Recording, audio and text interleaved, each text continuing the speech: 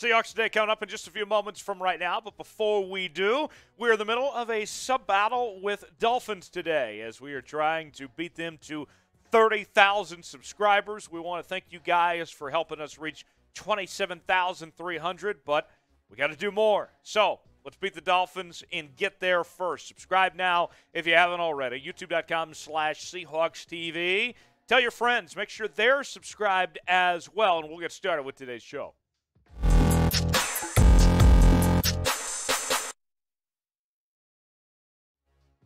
Tyler Jones here with you. Appreciate you joining us here on Seahawks Today, presented by Manscaped. Got a great deal that we are offering from Manscaped that is 20% off plus free shipping with the promo code Seahawks at checkout. We'll tell you more about Manscaped coming up later on in the show. We are going to look at position battles for the Seahawks as training camp is fast approaching. And I want to look at the most important position battles. We're going to rank them, the top 6, and give you some predictions of how ultimately they will all shake out. Let's go ahead and start with the obvious one, the quarterback position. And with the Seahawks not making a move for Baker Mayfield or any other quarterback for that matter, it is settled. It will be between Drew Lock and Geno Smith. This quarterback competition that has already gone on between these two for the last several weeks through OTAs will continue over to training camp, and quite frankly, this could be something that goes into the regular season, in all honesty. Now, you may be saying to yourself, what do you mean by that? Well, you have a situation where Geno Smith, with his DUI arrest back in January, could prevent him from starting the beginning of the year, despite him getting first-team reps right now. If he doesn't play great at the beginning of the year, or if Drew Lock starts and doesn't look great, then you could make a change. This will, I think, continue between these two. And Geno Smith has the advantage right now, the fact that he knows this system, that he's already worked in it, and he had relatively decent success last year when he stepped in for Russell Wilson. But Drew Lock is the guy that Pete Carroll and company have invested in. There was a reason why they brought him over in that Russell Wilson trade. We've heard from Pete Carroll say that they felt like Drew Lock was better than any quarterback in this past year's draft class. Although the numbers for Drew Lock last year weren't anything to write home about, with just above 60% completion percentage, 2 touchdowns and 2 interceptions, eventually at some point, whether it's week 1 or it's week 8, the Seahawks have to see what they have in Drew Lock at some point. So, although Geno Smith has the advantage right now, it would seem, his job, I think we will see Drew Lock at one point in time. So, our question of the day, our pinned comment that we're asking you, who will be the week 1 starter for the Seahawks? Will it be Drew Lock? Will it be Geno Smith? If it is Drew Lock, type DL. If it is Geno Smith, type GS. Let me know one way or the other who the week 1 starter will be for your Seattle Seahawks. So here's what Tim Weaver at Seahawks Wire had to say about the quarterback competition a while back. The biggest battle will, of course, come at quarterback, where head coach Pete Carroll had to choose between either Geno Smith or Drew Lock. Smith has the advantage when it comes to experience, but having been Russell Wilson's backup for the last 3 seasons and knowing the offense and its personnel better.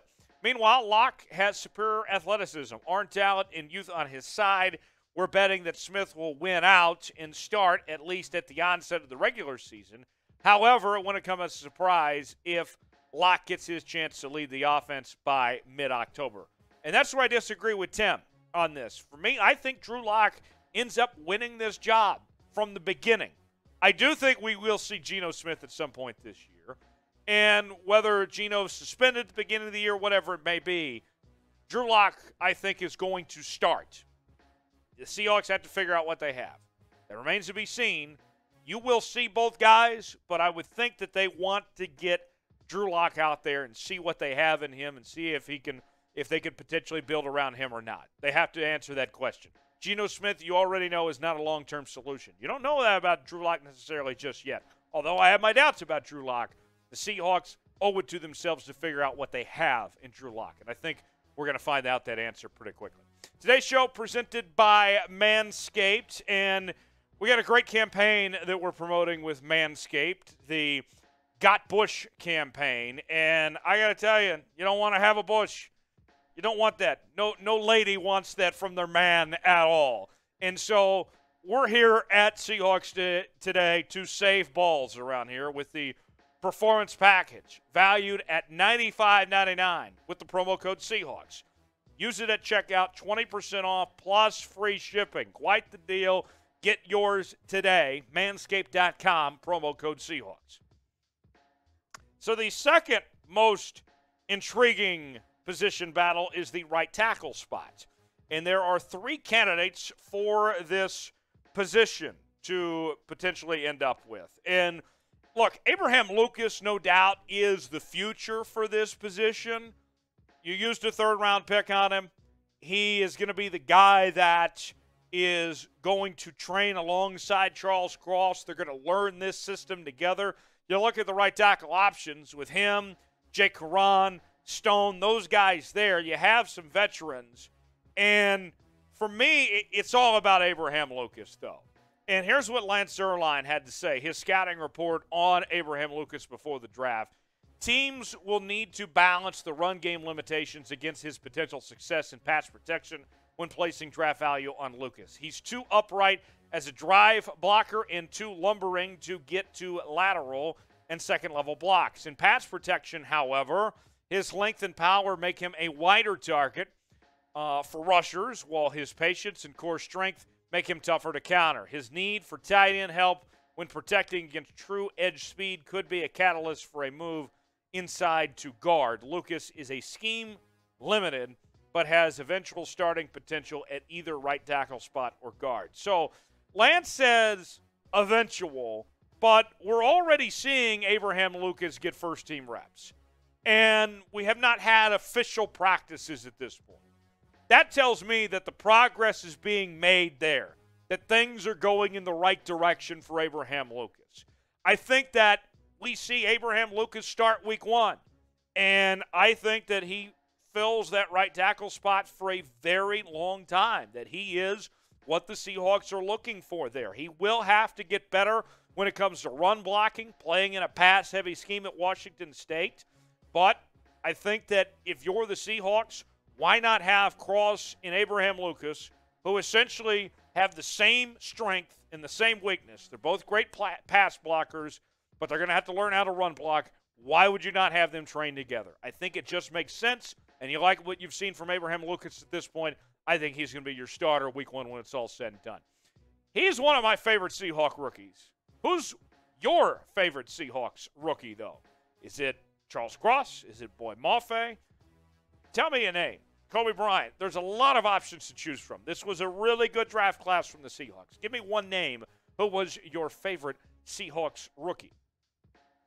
All right, the number 3 item on our countdown is the outside cornerback position. And the only thing that's certain when it comes to corners for the Seahawks is that Justin Coleman is going to be your nickel cornerback.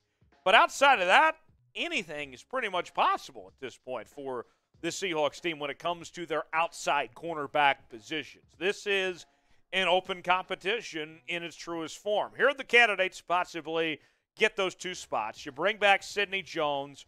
Trey Brown, the second-year player, had some starts last year. Artie Burns is in town. Coby Bryant, a lot of hype about the 4th-round selection, Jim Thorpe Award winner out of Cincinnati. And then there's Tyreke Woolen, who the Seahawks drafted on day 3 from UTSA. Here's Lance Zierlein's breakdown of Coby Bryant. Productive 4-year starter whose experience sharpened his football IQ and leadership qualities.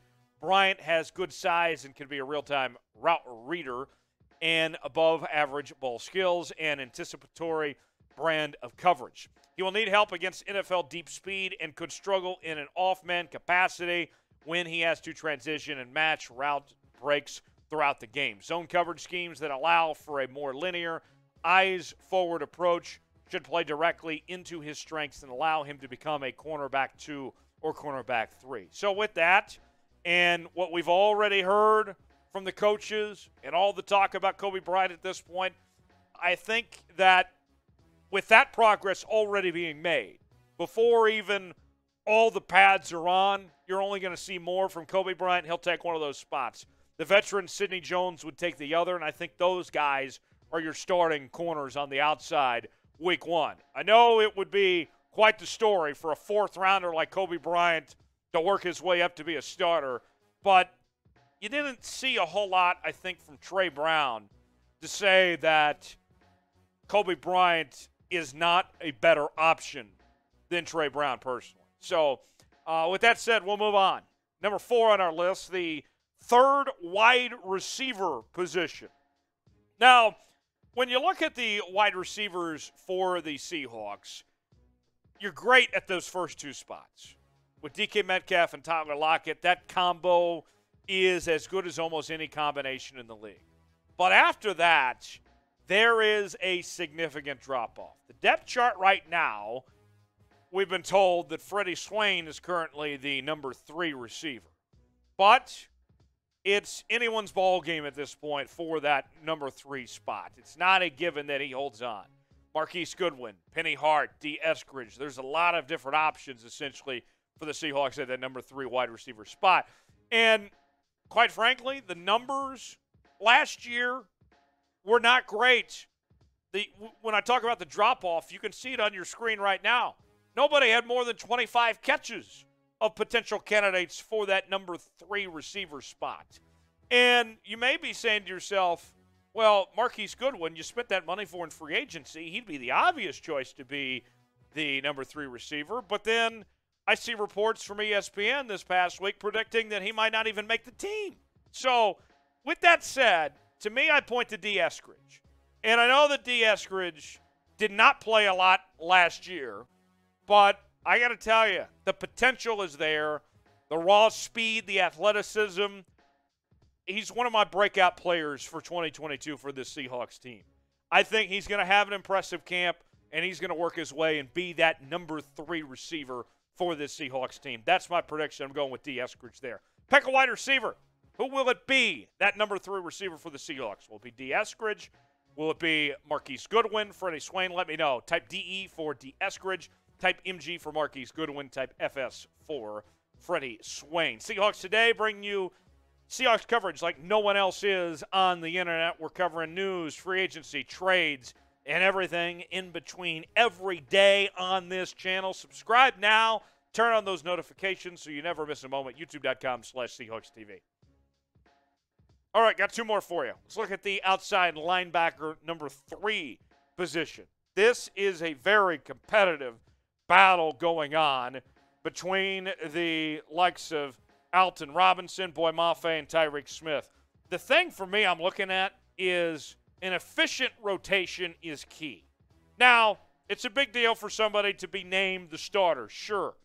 But for the Seahawks, it's keeping that consistency going, keeping guys fresh and being efficient and playing the right guys in the right moments. Alton Robinson, Boye Mofe, Tyreke Smith, there might be certain circumstances where Alton Robinson fits better than Boye Mofe or vice versa here. It's finding those right moments where both of them belong. For me, what's interesting, hearing from Pete Carroll talk about Boye Mofe, is the comparison. He's really talented. He's the closest looking fit to Cliff Averill that we've seen. The explosive, the flexibility, the bend that he has. Cliff had a great career for us in the league, and if he can get anywhere near that, it would be a great plus for us. It looks like he's got the chance to be that kind of player, but we'll see how that goes. It's an easy prediction for me. Boye Mofe, drawing that type of comparison already in off-season workouts, Boye Mofe is my pick for that one. So with that said, Boye Mofe, last year at Minnesota, had 7 sacks, 1 forced fumble. He was great in that year that this past season that he had at Minnesota. I would expect him to look pretty good for the Seahawks on that front. Last one for you. Number 6, it's the running back spot. And when I look at this Seahawks running back position, it is one of the strengths of this offense. This is a good competition in the fact that there's not like a wrong answer here. The Seahawks are going to be good either way when it comes to this running back spot. Look, Kenneth Walker III or Rashaad Penny, either one is going to be your starter, and they're both very good running backs. Chris Carson, don't know if he's going to be back or not. Wish him the best. A terrible situation with that injury there. But here's what you got at that running back spot. Rashaad Penny, in his first 32 games, was okay, but the last 5 games of last year was phenomenal. Then you go to Kenneth Walker III. Last year, what he did at Michigan State was phenomenal. 18 touchdowns, 1,600 yards. I think I like Kenneth Walker III a little bit better than I do Rashaad Penny, but I like both guys. And so with that said, I'm going to use a cop-out answer here. I think this is by committee. I know, don't be mad at me about that, but both guys are good. And it all depends on just situations. There might be a game where Kenneth Walker is better suited compared to Rashaad Penny based on the opponent. So with that, you're going to see both guys. They're going to run the football a lot. The Seahawks are going to be a run-first team, and they're going to be in good shape either way.